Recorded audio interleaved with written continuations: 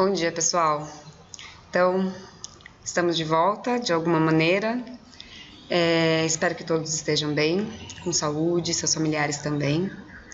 Eu resolvi fazer essa videoaula de revisão do que a gente já viu. Os slides, o conteúdo é basicamente o mesmo que eu já passei para vocês em aula e também já enviei, né, para vocês esses conteúdos. Mas eu dei uma remodelada, deixei ele um pouquinho diferente, mais bonitinho, mas o foco de hoje é a gente revisar, ok? Então eu espero que vocês aproveitem. E aí no final eu coloquei alguns links também que vocês podem acessar, que alguns vocês já viram, né? Na aula também eu passei para vocês aquelas musiquinhas para guardar algumas coisas, tá bom? E é isso, então vamos lá, vamos relembrar aqui rapidinho. Bom, relembrando aqui os seres unicelulares. Eles são chamados de unicelulares porque eles têm apenas uma célula, né? Única, celulares, célula.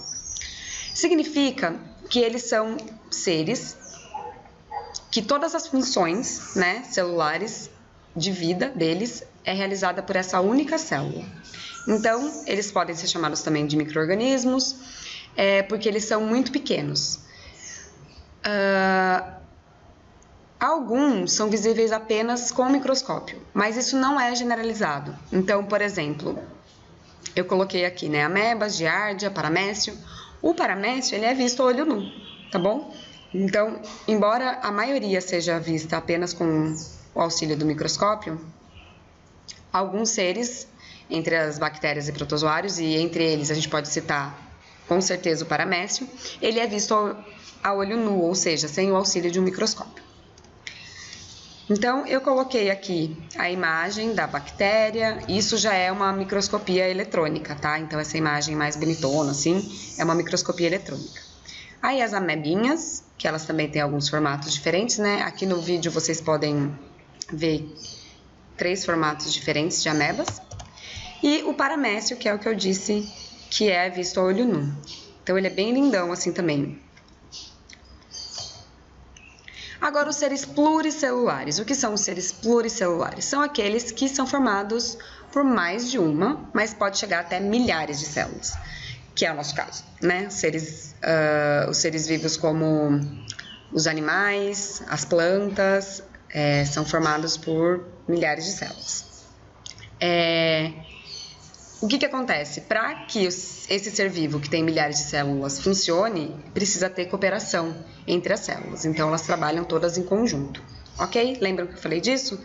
Então, exemplos são os outros reinos, né? Os fungos, vegetais e animais. Aqui eu coloquei alguns exemplos também. Então, os fungos, aqui basicamente tem os cogumelos, né? Como exemplos.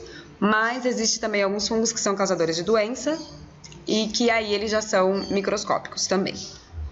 Então, não é porque um ser ele tem muitas células que ele não pode ser microscópico, ok? As plantas, aqui então, exemplo, coloquei as árvores.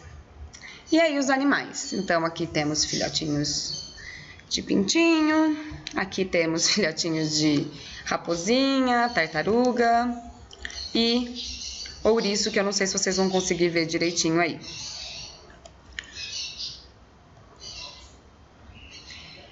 E aí a gente chega em algumas definições dos seres vivos. Então, eles podem ser unicelulares ou pluricelulares, e eles também podem ser procarióticos.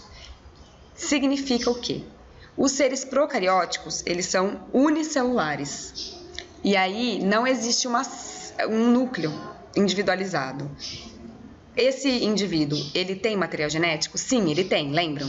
Por quê? Porque a bactéria, ela se reproduz. Né? O material genético é que é o responsável por fazer essa reprodução da célula. Então, ela tem material genético, mas ela não está envolta por uma membrana, esse material genético. Então, ele está disperso no citoplasma e isso significa que ele é procariótico, né? Então, as bactérias são um ótimo exemplo dos seres procariotos. Então, vamos lá. E aqui a gente tem uma célula bacteriana e a gente consegue ver algumas outras. A gente tem também a parede celular, a gente tem a membrana citoplasmática, que a gente já vai falar daqui a pouquinho, tem ribossomos e também temos o nucleoide, ou seja, o material genético, ok? Então, essa é uma célula, um exemplo de célula procariótica. E aí nós temos os seres eucarióticos. Eu vem de verdadeiro, lembram disso? Cariótico, que é essa membrana carioteca, né? Que envolve o núcleo, o material genético. Então, existem seres unicelulares eucarióticos, mas os procarióticos são sempre unicelulares, ok? Lembrem disso também. Então, os seres eucarióticos, eles têm a célula eucariótica, em que o material genético ele vai estar dentro do núcleo, né? Então, o material genético ele vai ser chamado, né? A gente vai começar a chamar o material genético de núcleo também, porque ele tem lá a membrana que vai delimitar esse material genético, ok? Então, os fungos, vegetais e animais são exemplos de seres eucariotos. Aí a célula vegetal, né? Então, a célula vegetal é um exemplo de ser eucarioto e aqui a gente consegue visualizar o núcleo, né? Ele é bem pronunciado aqui. E a célula animal, a mesma coisa, a gente vê o núcleo, né? Delimitado, então, pela membrana.